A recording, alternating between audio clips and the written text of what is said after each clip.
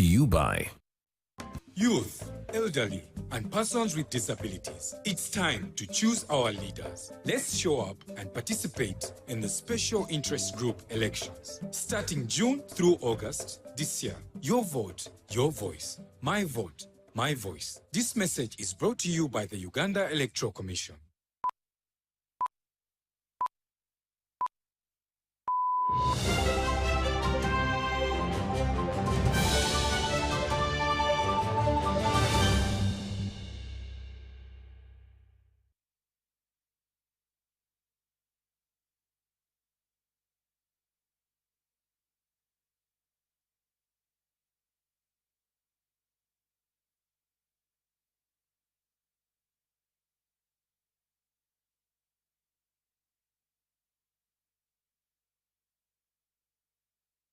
Good evening to you tuned into UBC TV. Welcome to News Tonight this evening, the 5th of June 2025.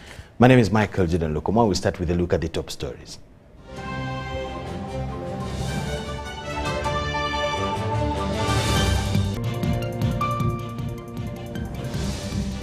President Museveni shares economic progress, outlines future prospects in State of the Nation address. MPs and ministers welcome the President's progress report and future projections. Under NDP 4 activities, NPA trains UBC journalists on national development. While a legacy award celebrating Cedric Bapu eulogized by the sports fraternity.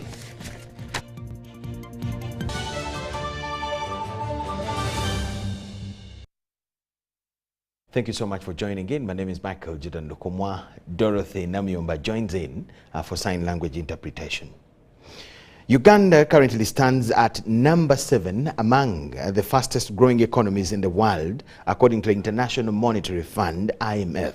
The country, whose economic growth rate currently stands at 6.7%, is projected to grow into double digits when oil production commences next year.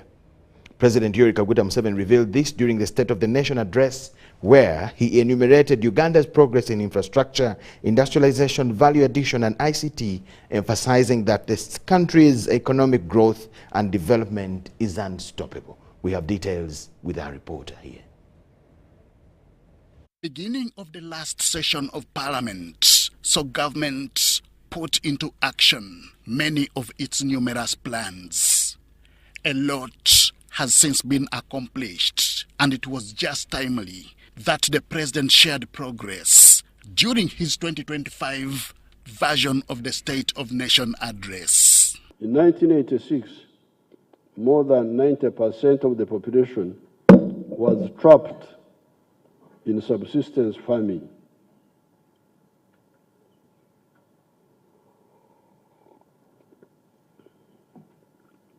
i.e., working only for food with no surplus to take to the market to get money. There has been a significant reduction in the percentage of households in subsistence agriculture. They are now 33%. And you hear that at the beginning they were 90%. These few illustrations show that implementing the mass-line programs is the most effective way of triggering socio-economic transformation. Among the progressive sectors cited was that of industrialization that has driven the country's agenda of value addition. Therefore, in line with the mass-line philosophy of the NRM, we must prioritize the following. Number 1, peace and security of persons and their property in all parts of the country. Number 2, accelerating industrialization with focus on building factories which use locally available materials as inputs. Number 3, export promotion and import substitution by boosting the domestic manufacturing capacity. Number 4, strengthening the private sector. Number 5, increasing market access for our exports both in the regional markets such as East African Community, COMESA, among others, and international markets. Number 6, skilling our youth through the zonal industrial hubs.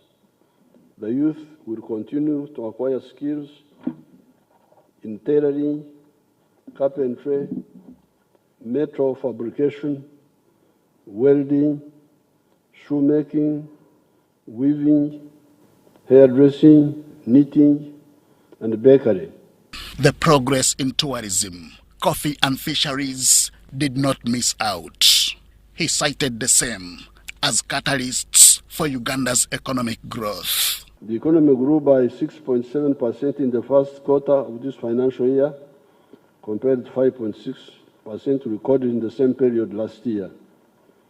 This is on top of the growth of 6.1% in the financial year 2023-2024.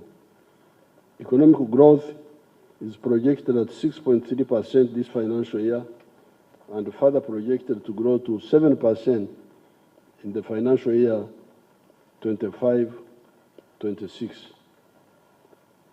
It is projected to grow faster when commercial production of oil and gas starts next year. In purchasing power parity terms, our economy is projected to be $171.6 billion by the end of this financial year in June 2025. And next financial year, equivalent to about $65.7 billion using the Atlas method. This will be equivalent to $187 billion in purchasing power parity terms. Part of the driving factors for all this progress has been transport infrastructure development, with more of such expected in the next cycle of development. I wish to reiterate that the NRM is aiming at making Uganda a $500 billion economy in the near future. We have identified 4 key areas to drive this rapid growth. First is agro-industrialization. We must add value to the abundant agricultural raw materials that we, the wealth creators, are producing: coffee, dairy products, beef, fish, fruits and vegetables, cocoa, cereals, poultry, piggery, cotton, tea, etc. These value chains have a combined untapped value potential of $20 billion. Second is tourism and travel. We have a strategy to increase tourism inflows 5-fold by doubling the average spend and average stay time per tourist. Our tourism value chain has a $50 billion potential. On political hygiene, in relation to recent NRM structural elections, the president warned against interfering with the people's mandate. A leader should not take sides in the structures below him or her. He or she should let the people elect the ones they prefer. Whether you like them or not, you let the people elect. Because you are not the one electing. It is them. He or she should let the people elect the ones they prefer and work with them as long as they are NRM. According to the president, Uganda's economic growth currently stands at over 6%, with the same expected to double when oil production begins. Henry Okrut, UBC. President Yoweri Kaguta Museveni has officially opened the 5th session of the 11th Parliament in accordance with Article 101, Clause 1 of the 1995 Constitution. The Speaker of Parliament, Anita Among, highlighted Parliament's performance in the previous session, noting that during the 75 sittings, 35 bills were passed, 45 resolutions were adopted, and 53 committed reports tabled.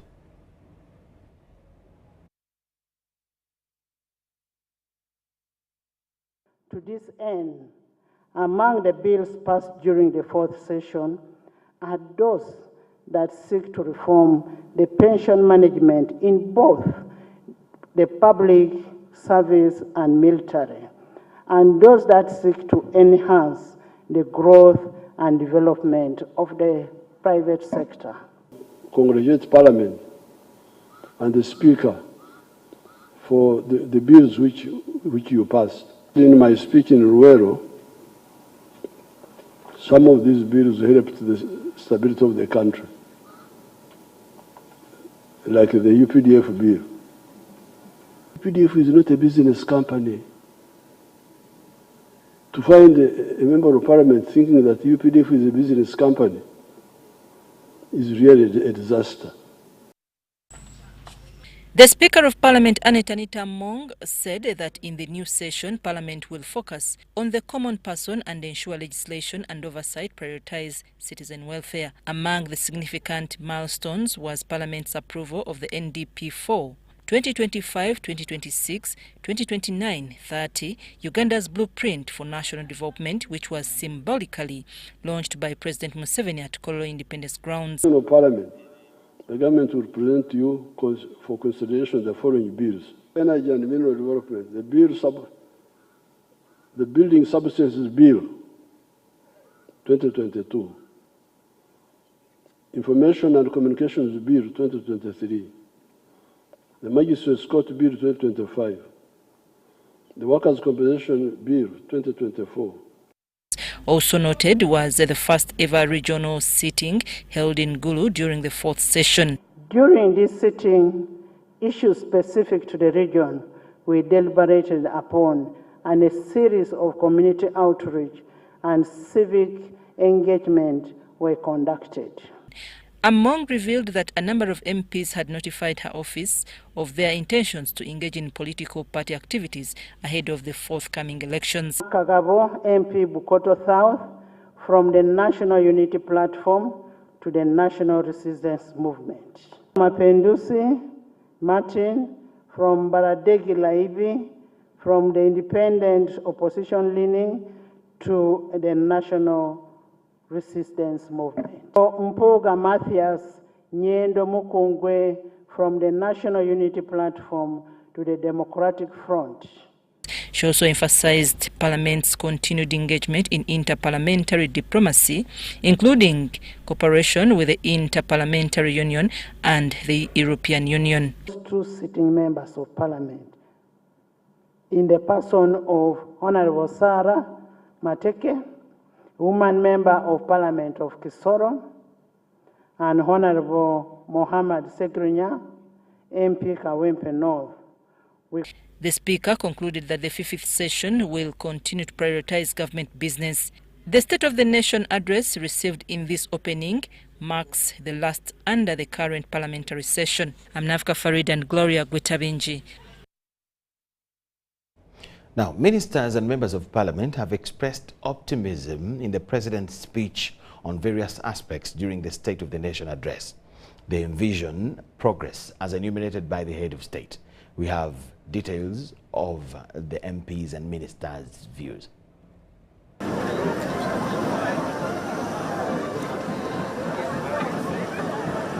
You see, what the NRM government has done is create an environment where Ugandans and non-Ugandans can come, start a business, and it thrives. The peaceful environment is the one which is facilitating that kind of economy.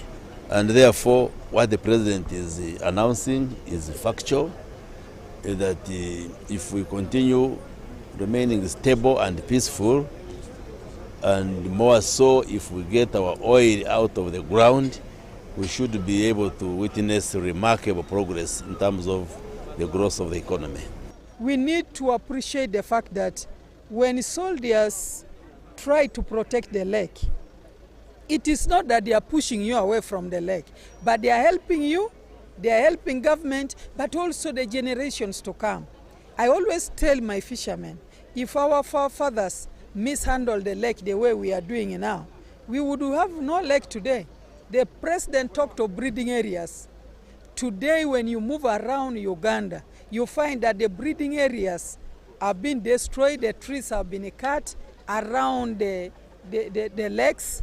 With the little work that we have done on manufacturing, we have been able to employ 1.2 million people. So it is very good emphasis that we have to go into value addition, that we have to focus on where we can absorb the unemployed population of Ugandans and also grow our economy.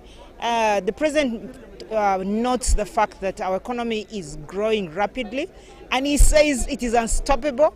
I agree with him that the economy is unstoppable because of the fact that our policies that we've put in place are very right, and the fact that we have the raw materials here with us. He has informed the country of the milestones that the country has achieved, especially in the socio-economic transformation. He basically touched on all sectors of the country, the economy, the security, the human capital development, that's the education sector, and it was an elaborate speech. He mentions the country is on the right path of development at 7%, one of the fastest economies in the world and in Africa, and we are grateful for his continued good leadership.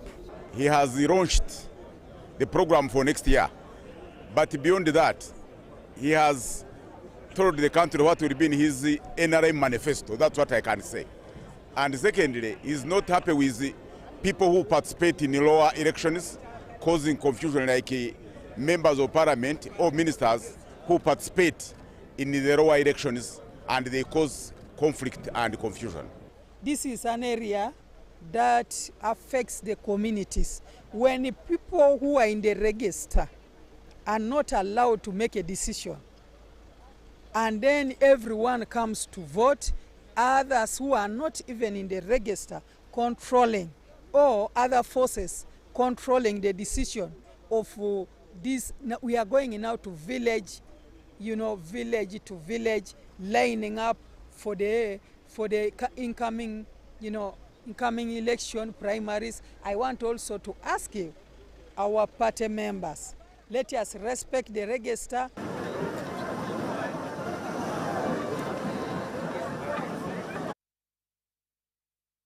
More than 3,000 National Resistance Movement members have picked nomination forms as the party gears up for the upcoming elections. Aspirants for Member of Parliament, District Chairperson positions are actively seeking the NRM ticket, confident it will boost their chances of victory during the 2026 elections. Among the notable aspirants is seasoned journalist Nabimanya Julius, who picked nomination forms for the Nakaseke North parliamentary seat. Nakaseke North, where we have about 3 sub-counties, Ngoma, Chinoni and Chinyogoga, is one of the areas that contributed much in the struggle, the coming of this government. But we have been left out in a lot of things. One, this is the area that has, for all of its time, has never gotten any tarmac road, has never gotten any secondary school, government secondary school with high school, has never gotten improved health facilities. Nabimanya cited poor representation and inadequate service delivery as key reasons for his decision to contest. As we who support NRM, we feel pain when we see our members of parliament don't defend the interest of our party. Where we are heading, the technology is dominating. We see some of our colleagues who have been in parliament, like Semujus, like Senyonyis, trying to rubbish what the government has done. We say no. How you look at these things, you either deliberately choose to confuse people, or you want to, you are confused yourselves. So we say no, we have to come up and defend the interest of our government. We shall not do any tangible thing on the ground when people are confused and when people don't appreciate what the government is doing. He pledged to advocate for the interests of the local community if elected to the 12th Parliament. So we think that the Member of Parliament we currently have has not done his work by representing us very well. There is no any single time me or my people in Nakaseka have seen our representative, like our Member of Parliament, talking at the floor of Parliament. That has never happened. Aspirants outlined various challenges in their constituencies, ranging from infrastructure and education to healthcare and youth empowerment. I'm called Musas Amon, aspiring MOP, Chaka North constituency from Chegegwa district, and I am here to pick my nomination forms. And we are here with one dream, one vision, whereby my dream number one is to see one day a united Africa. We have also still have challenges with our schools, government schools, and we are going to address those challenges because I've been in Parliament. I'm the perfect person to go back and address those challenges very well. Entebe yinye simbreho ne aruhama main numchimanya twirende member wa Parliament omuchara bwantunga mo district konkesha heji nyesimbire aruhama main constituency. The enthusiastic response reflects the strong appeal of the NRM ticket, which may see as a gateway to effective leadership and service delivery. The nomination process continues to generate momentum as more candidates enter the race. Sudat Kaye, UBC News. The National Planning Authority is preparing to launch the 4th National Development Plan, NDP4, aligned with Uganda's ambitious target of achieving tenfold economic growth by doubling the size of the economy by the year 2030. As part of efforts to popularize the strategy, key focus areas of the NDP4 were outlined during a media training session for UBC staff held under NPA's Media Resourcing Initiative. The National Development Plan 4 is placing emphasis on consolidating and prioritizing high-impact sectors such as agro-industrialization, tourism and mineral development to drive significant socio-economic transformation. Right now we are importing around, this is close to 1.1 billion worth of agro-based products into the country. So this should not be the case. Expects to strengthen harvest and post-harvest handling. We are told we lose close to 40% of the output through bad handling of our harvest. We are talking about achieving higher household incomes, full monetization of the economy and employment for sustainable socio-economic transformation. So, over the next 5 years, this strategy will guide national budget priorities through 18 flagship programs, each aimed at delivering measurable development outcomes. Enhancing human capital development. So what is it? So in our human development program, we have defined key interventions for, say, early childhood development, a teenage person, a working age person, and the older person. Because the main focus of this program is survival and transition. If I start as small, can I transit into big business? With previous development plans facing implementation delays, UBC senior journalists and editors raised concerns about the role of the media in bridging information gaps and delivering timely, accurate updates on NDP4 to the public. What is your strategy for communicating them? And in our simplistic communication, we know that communication is the vehicle that carries mindset change, that carries sensitization. I see this NDP feeds into ministries and whatnot. So how do you cooperate, follow, monitor the implementation of what you have said? In response, the National Planning Authority has rolled out a nationwide media training campaign recognizing the critical role of the press in national development. The campaign aims to empower journalists with the tools and knowledge to effectively report on NDP4 goals and progress, keeping citizens informed and engaged in Uganda's development journey. Cayenne Faith, Wadulo McArnold, for UBC.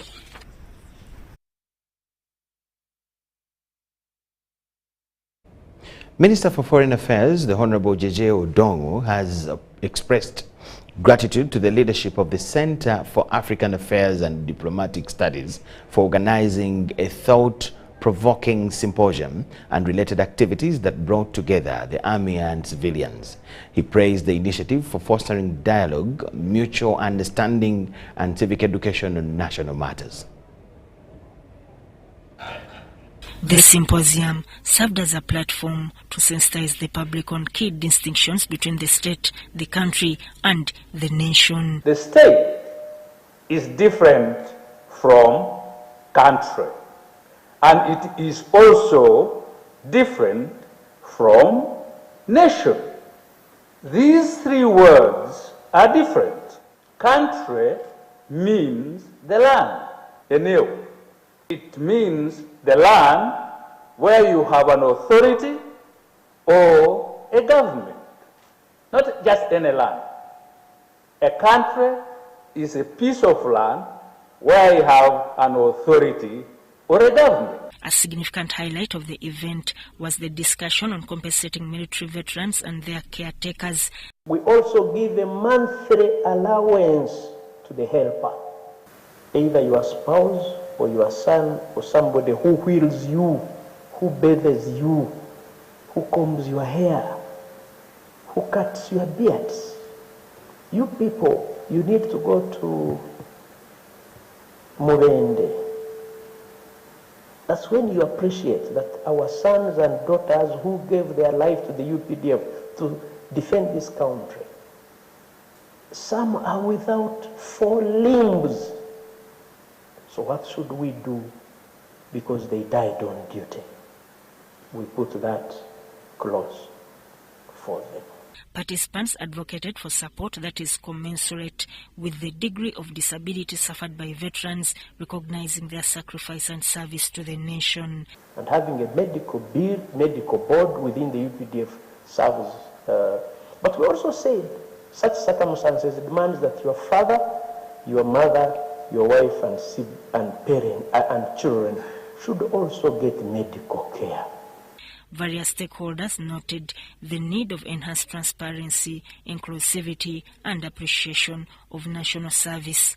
But we are going to push for this cardio relationship and engagement.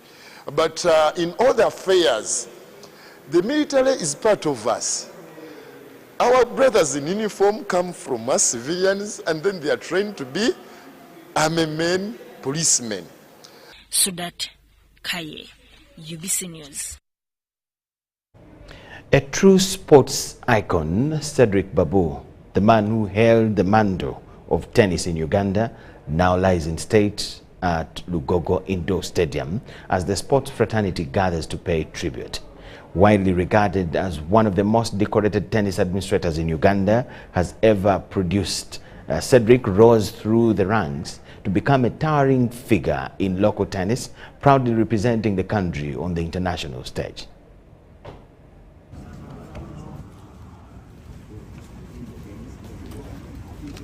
Widely regarded as one of Uganda's most decorated tennis administrators, Cedric rose through the ranks to represent the country with pride on the global stage. Before we move on to the other speeches, I see a lot of... Cedric became a leading voice for tennis development in Africa, to advocate for more opportunities for players and collaboration between nations and governing bodies. Tennis came naturally to Cedric. His effortless style and deep passion for the game made him a standout both on and off the court, leaving a void that would be hard to fill. At that time, and for those who remember very well, we had some turbulence in sports, and it was one of the key personalities to ensure there was stability. That stability we see as of now, we was part of it. Thank you, Cedric, for that. With the torch of leadership passed on, Cedric took on another task of the tennis parent, supporting the budding career of his son Cillian and Delima. And it was during this parental endeavor that he was taken ill in Kigali a few weeks back. In recognition of his legacy, the Minister of Sports announced that the planned National Sports Arena in Lugogo will feature a tennis facility named in Cedric's honor. We are in the final negotiations to ensure we demolish this facility. I want to ask the sport administrators here and part of the National Council of Sports, I'm going to put it in writing, that we name one of the facilities here the Cedric Bapu Ndelima for purposes of us remembering the legacy of Cedric Bapu, because we can't talk about sports in Uganda if we don't talk about Cedric. We can't, let's be sincere. That will be one of the core issues we will remember Cedric. Beyond tennis, Cedric played a key role in transformation of the Uganda Olympic Committee, introduced dynamic sport management with Friday night basketball, and mentored young talent. A pioneer, a leader, a visionary, Cedric Bapu's legacy lives on. Let me take this opportunity to tell you, I've traveled all over the world. Uganda is one of the most beautiful countries. Uganda has got very good people. And Uganda have got a lot of Cedrics, but we have not cultivated them to come out. They are there. Nabachibi Doreen Malaika, UBC News. May his soul rest in eternal peace. Thank you so much, Doreen Malaika Nabachibi. Let's take a short break. On return, more news tonight.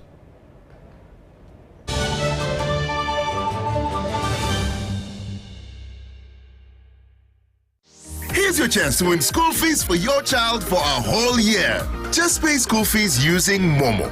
Dial *165 *80#. Select option 2 for school pay. Select option 1 to pay school fees. Enter the student number and amount and approve the transaction. You are now entered a draw to win school fees.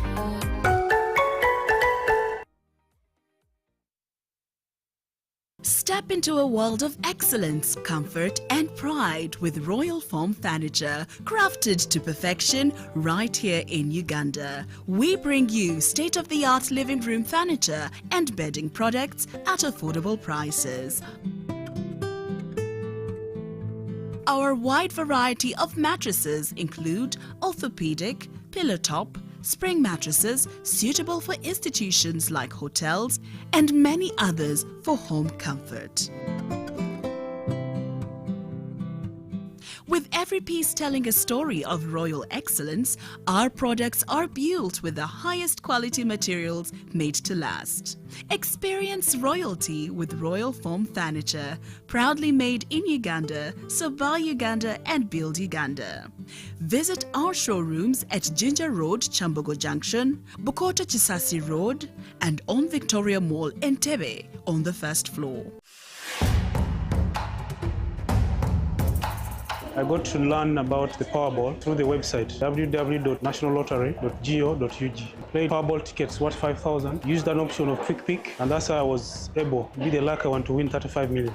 I checked my tickets online and I found out that I had winning numbers. The feeling was incredible and full of excitement. I would advise everyone who is 18 and above that whatever you're seeing here exemplifies reality. And I want to take this opportunity to thank Uganda National Lottery for bringing us this opportunity to win millions. Uganda National Lottery.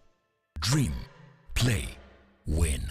Are you a woman with a small-scale business with a dream of growing it to another level? The GROW Project is here to support you in realizing your dream. The GROW Project is a government initiative implemented by the Ministry of Gender, Labour and Social Development and Private Sector Foundation Uganda with support from the World Bank. We support women-owned businesses across the country to gain hands-on and business management skills through training within your location, business financing through grants and affordable loans, and infrastructure in your areas of operation to enable you to increase your productivity. If you have a business that makes sales of up to 800,000 Uganda shillings per month, the GROW Project has the tools and resources to help you succeed. For more information, contact your district or city GROW focal person or call our toll-free line on 0800 307 777 to learn more about how you can benefit from the GROW Project's services. The GROW Project, empowering women economically, transforming communities.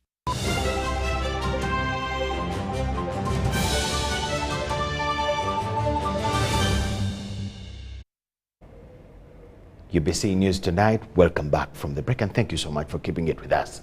Now, the Electoral Commission has officially issued a certificate of registration to the People's Front for Freedom, PFF, formally recognizing it as a duly registered political party in Uganda. The milestone marks the transition of PFF from a civic movement into a fully fledged political party entity organized and authorized to participate in electoral process in the country. All for freedom, freedom for all. Congratulations as the promoters of this party. Secondly, to tell you that a political party is a public good. I mean, when you read the Constitution, Articles 71, 2, 71, 72, 73, then Political Parties Act, realize that it is a legal entity. It is a corporate body, but is required to have national character, and then you're also required to be democratic within your practice. So democratically for us, after registering, you expect that you'll be holding meetings internally. I think you have committees. The decisions that we shall be hearing out there shall have come from some internal processes. Then the leadership, the same thing. And then secondly, after 6 months of your operations, you'll be required to file returns, start filing returns. I think we'll be having some delegates conference sometime, those returns.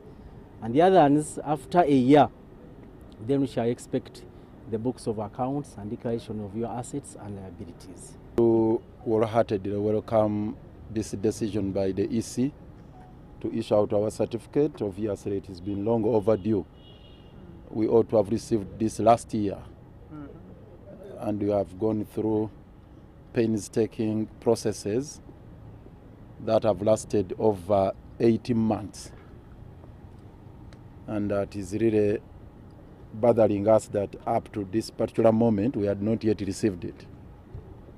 But we are glad that finally the EC has taken this decision in accordance with the law and issued us with this certificate. It's a good development, and also it adds value to all the processes we are undertaking. One thing I need to emphasize as we celebrate this momentous occasion, this momentous day, you need to recognize the fact that it is not this certificate that is giving us the agenda. No. We already have our agenda. In Uganda, anybody who doesn't know that PFF is a party with a known headquarters, a party with known serious and senior leaders in this country, a party with members of parliament, with councillors affiliated to it as promoters, and therefore anybody who thought that such a party could not be registered was a bit naive. Very, very happy, especially since this is happening before Eid tomorrow, and after, of course, the Martyrs' Day. So this is a blessing, I think, to this party. And I welcome all the members from other parties who are not disgruntled to come and join us. We want to build a party that's going to be all immersing. We want so many people to come and join us. Leaders of the PFF celebrating their certificate from the Electoral Commission. Minister of State for ICT and National Guidance Godfrey Kabyanga-Baluku has reaffirmed government commitment to fast-track the implementation of Uganda's digital transformation roadmap. The roadmap sets ambitious targets across 5 key pillars: digital infrastructure, e-government services, digital skilling, private sector innovation, and cybersecurity resilience. Kabyanga was addressing the media in Kampala during the 2nd National ICT Summit of 2025, where leaders and stakeholders convened to shape Uganda's digital future. The summit focused on leveraging digital innovation to drive sustainable economic growth, boosting productivity in agriculture, strengthening healthcare systems, and equipping youth for the digital economy. Marks yet another defining moment in Uganda's pursuit of digitally inclusive, innovative, and globally competitive economy. More than just an annual engagement, this summit is a platform of action where words meet strategy and ideas turn into the national impact. The summit is under the theme Harnessing Digital Innovation for Sustainable Economic Growth. And the summit boldly confronts the questions that matter. And one of the questions is, how can we unlock productivity in agriculture through digital tools? Where we have just processed and passed the BPO policy. And now we are trying to see how the youth can be engaged and get jobs through business processing outsourcing. The summit is held under the theme of harnessing digital innovation for sustainable economic growth. And it's more than just a two-day event that we are holding. It's going to be a bold declaration of Uganda's intent to place digital innovation at the heart of our national development strategy. Through the Ministry of ICT and National Guidance is fully committed to accelerating the implementation of digital transformation roadmap. We have just passed the digital transformation roadmap 2024 to 2028, and this is the pathway that is guiding us to improving our digital solutions. State Minister for ICT Cedric Bapu Kabyanga addressing the media today. Now, Somalia held her first ever national climate conference to address the climate crisis which has pushed rural communities into to breaking point. Somalia is one of the countries hardest hit by climate change. Today, we focus on Halima Ahmed, an elderly woman who battles recurring floods that destroy her cash crops. In the heart of Somalia's fertile region, we met Halima Ahmed, a 60-year-old farmer who has been battling recurring floods brought by climate change in Somalia. Halima says, lately, the land takes more than it gives. In 2024 alone, extreme weather displaced over 100,000 people and destroyed thousands of hectares of farmland. Halima's story is just one, but it speaks for many as Somalia wrestles with the harsh realities of changing climate. The UN says it's committed to supporting the government national transformation plan through implementing climate systems. We at the UN are working hard to try to support the National Transformation Plan, the new development plan of the government, and we're really focusing on three things. One is around climate systems, as well as its National Adaptation Plan and ecosystems. This summit provides a strategic opportunity to align international commitments with Somalia's climate agenda, ensuring a resilient and sustainable future for Somali people. In May 9, Mogadishu received 6 hours rain, which was 115 milliliters. That means the rain which has precipitated in May 9 is what Somalia receives in a span of 3 months. That shows how climate change is real and affecting the Somali people. Here in Mogadishu, Somali leaders and global allies are meeting to tackle this crisis heads on. From rural drought zones to government halls, Somalia's climate crisis is real and immediate. The climate crisis in Somalia has many faces, but few are as determined as Halima. Najib Ahmed for UBC TV, Mogadishu, Somalia. Experts in documentary heritage and records management are advocating for the development and adoption of sustainable technologies that ensure the long-term protection, storage and accessibility of data. The call was made during a high-level meeting organized by Mercury University's College of Computing and Information Sciences in collaboration with the Uganda National Commission for UNESCO, held in Kampala. not only preservation, but digitization for the preservation of documentary heritage. And our concentration is going to be responding to the 2015 UNESCO recommendation of documentary heritage concerning preservation of and access to documentary heritage, especially concerning with the digital preservation in digital form.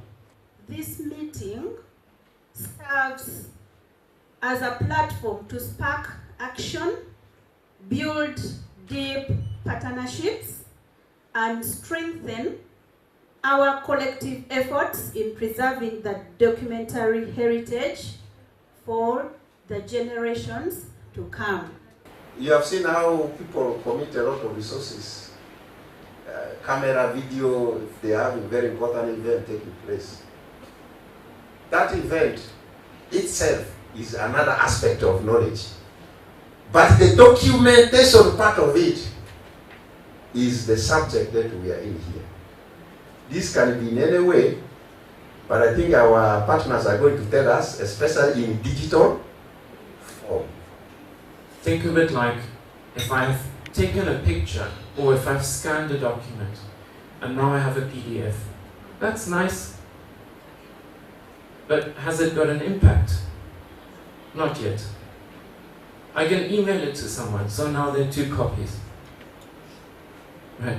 But what happens when I've got a system people can log into, people can apply for an ID book online instead of having to go somewhere or whatever? Then you have digitally transformed. Right? That's a different thing entirely to just having digitized something. Mercury University aligns fully with UNESCO's Memory of the World Program, and particularly the 2015 recommendation on the preservation of access to documentary heritage in digital form. We believe digitization is not just a technical exercise. It is a cultural and policy imperative. Government has therefore identified 3 priority areas in relation to digitization of documentary heritage. The first one is policy and legal framework. The second arm or priority area is capacity building. And we have been talking about capacity building here. So through partnership with institutions like Mercury, we continue to support training, research, and skills development in digital archiving, records management, as well as data governance. We are proud of the East African School of Leadership and Information Science pioneering role in this area, and we encourage more universities to follow this model. We thank you so much for watching, and we now bring you information. The Honorable Minister for Public Service informs the general public that tomorrow, Friday the 6th of June 2025, is Eid al-Duha, Festival of Sacrifice, and will be observed as a public holiday throughout Uganda.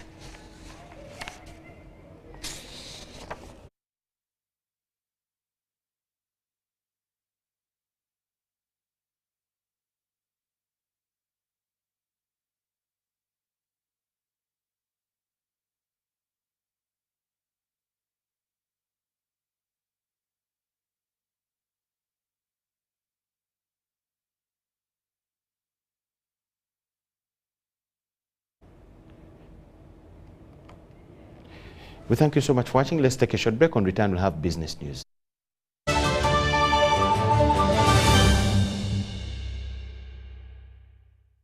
Here's your chance to win school fees for your child for a whole year. Just pay school fees using Momo.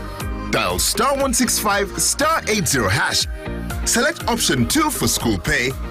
Select option 1 to pay school fees. Enter the student number and amount and approve the transaction. You will now enter the draw to win school fees.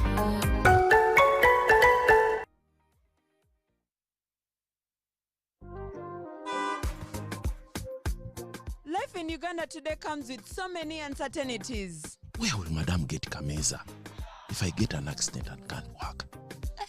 If anything happens to me, what will Junior eat? Yeah, Kale Musa is still in the hospital. Guy is missing a lot of money here. With a monthly payment of only 3,000 shillings off your Equity personal account for Equi-Life Insurance, you will be entitled to 50,000 shillings hospital cash per night spent in a registered facility, up to 20 nights every year. And your family will receive 3 million shillings in case of your death. Visit your nearest Equity agent to sign up today or call 0312 327 000 for assistance. This is a short story about you. No, I don't mean that this is you. No, this is not you. This is me. Of course, this can't be you. This can't be you because you think these things of touring Uganda are for rich people. You think these touring things are for people celebrating anniversaries. This can't be you.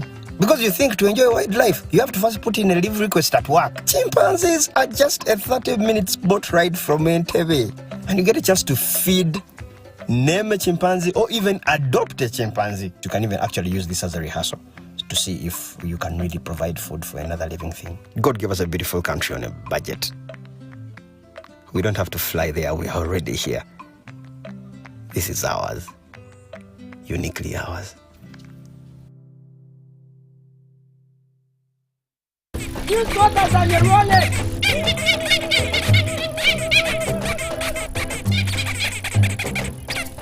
Bobby, again! What's this drama? Drama? Colleagues, elections for special interest groups are calling. SIGs, elections, youth, PWDs, elderly. It's time to vote for our leaders, June through August. From village to parish to district to nationals, youth, PWDs, elderly. It's time, go vote your leaders. No! F-O-B! Elections are supposed to be peaceful. Easy vote, okay?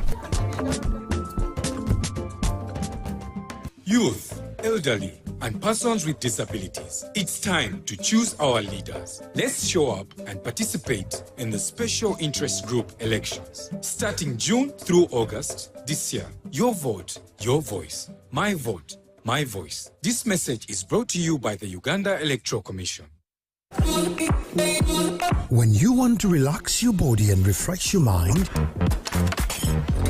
welcome to Hotel La Confidential, Aroa's premier destination for luxury and comfort. The only hotel in Aroa City offering a serene atmosphere, breathtaking scenery. Come and discover our exclusive wellness club with packages that include a fully equipped gym, a rejuvenating sauna, steam bath, and a great sky blue swimming pool. For events, our state-of-art conference halls and versatile event spaces are perfect for hosting shows, wedding receptions, birthdays, and more. Come and enjoy our cinema hall and unisex saloon, all designed to meet your entertainment and grooming needs. Bring your family and let your kids splash around in our beautiful kids water park. We are located on Aroa Pakwachi Highway in the heart of Aroa City. Don't wait. Visit us on www.hotelconfidential.com or call us on 0761 688 181. Hello, Kampala, Uganda. In response to the national call of strengthening the traffic security, Good Products Group HGO brand has officially launched the Rider Selection Campaign. Registration is now open. Visit www.riders.hgo.com. Complete your registration now for a chance to win exciting prizes including motorcycles, exclusive HGO gift boxes, and official rider vests, all while promoting safe riding awareness. This is how to participate. Pay the registration fee, invite 3 friends to form a team of 4, and your registration fee will instantly be refunded. Begin your journey of honor today. Don't miss this opportunity. Join the challenge, promote road safety, and become a pioneer rider. For details, visit the official Good Products website at www.hgo.com or call toll-free 0800-335-555 or visit our offices at Kingdom Kampala 3rd floor to register now and win prizes worth millions.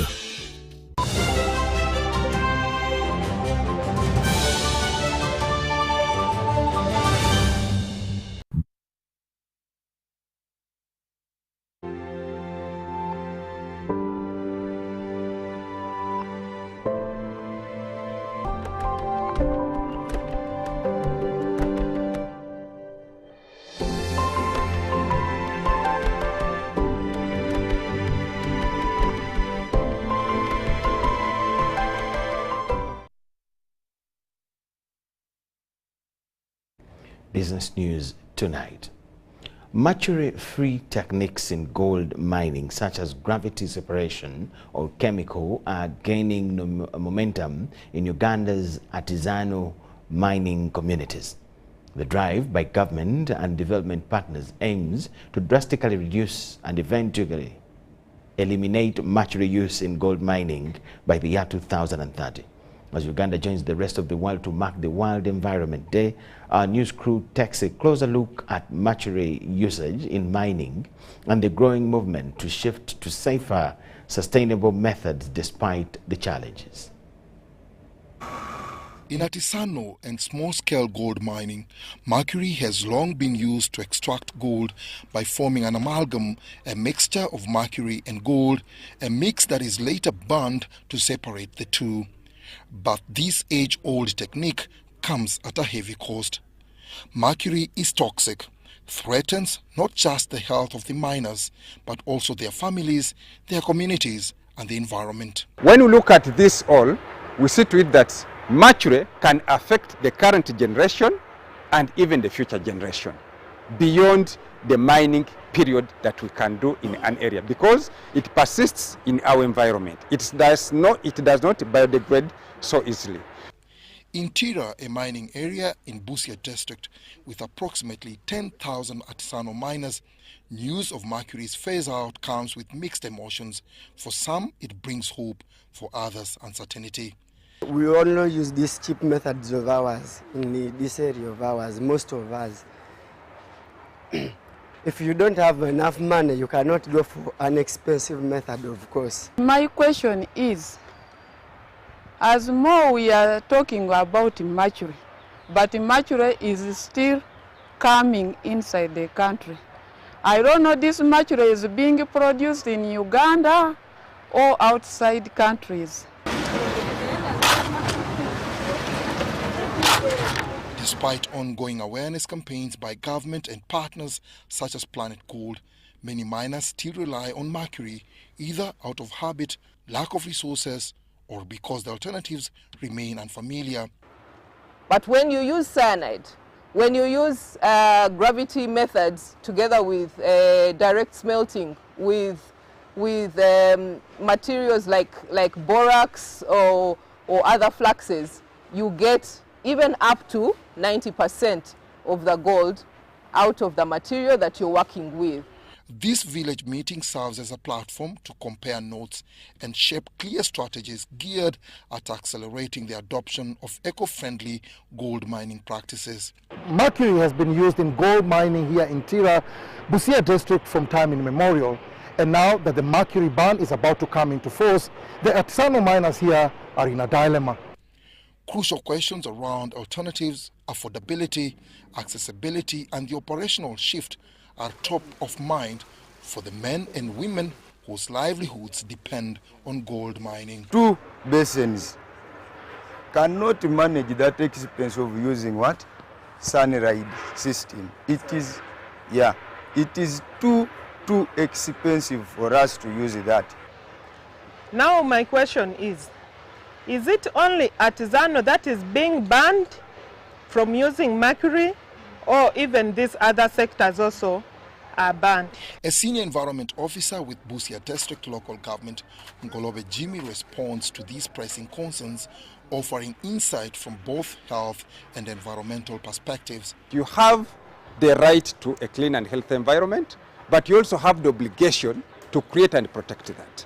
So it's all about mindset change, to be a responsible miner, to have this change, and we come to mercury-free gold processing. Uganda is a signatory of the Minamata Convention on Mercury, a global agreement which recognizes the risks of mercury use in artisanal and small-scale gold mining. The Minamata Convention calls for drastic reductions and eventual elimination of mercury use. Uganda has already developed a national action plan that subscribes to the Minamata Convention. As long as the law has passed that there is no more use of mercury allowed in the processing of gold, it means that now we're on a time clock. We are moving towards the time when there will be no supply of mercury, then what will you do? But as the 2030 deadline draws closer, concerns remain high about the pace of progress and whether small-scale miners will be ready. Achieving a win-win transition, one that is economically viable, socially inclusive, and environmentally sound, will require collective commitment, consistent funding, and ongoing technical support. Dennis Goa for UBC. State Minister for Kampala, Kabuye Chofatogabe, has warned residents of Nansana municipality against tampering with construction materials and equipment meant for road rehabilitation works in the area.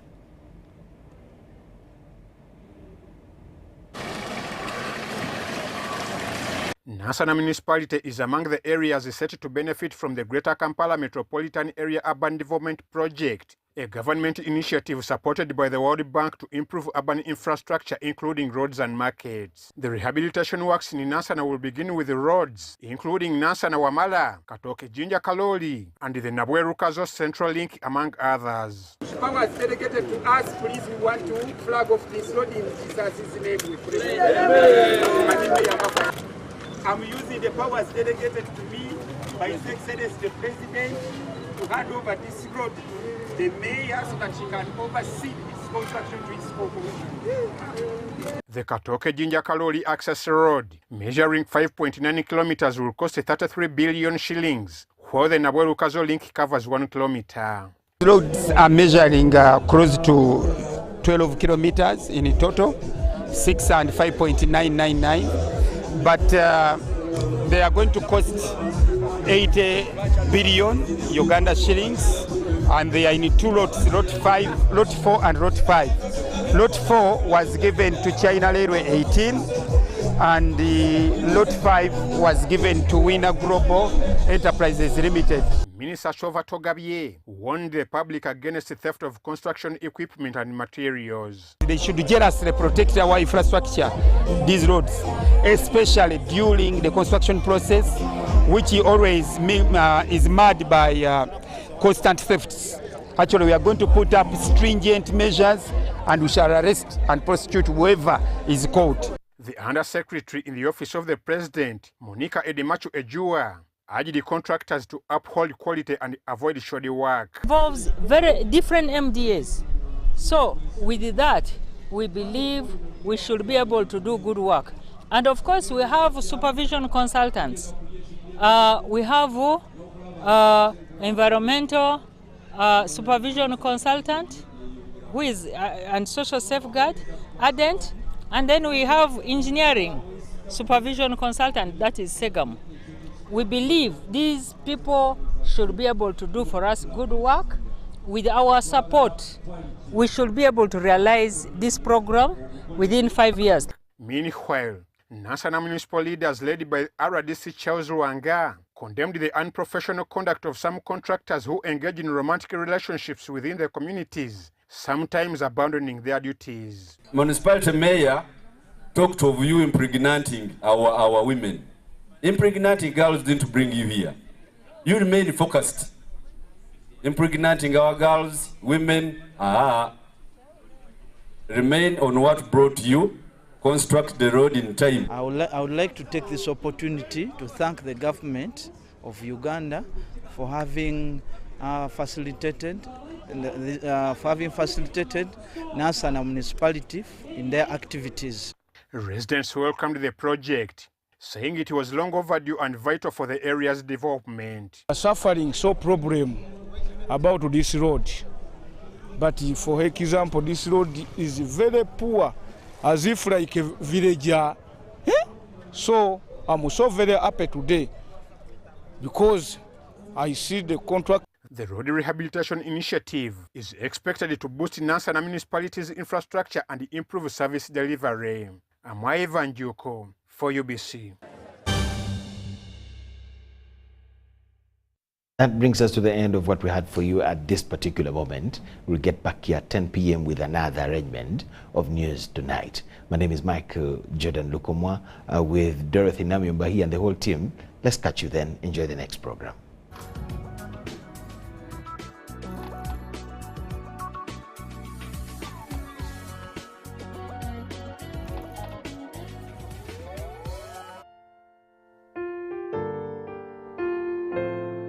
The family of the late Dominic Rama of Kabale Municipality regrets to announce the death of Miss Stella Rama, which occurred in Zambia Hospital on Wednesday, the 4th of June, 2025. A night vigil will be held on Thursday, the 5th of June at her residence in Nalia, Plot 611.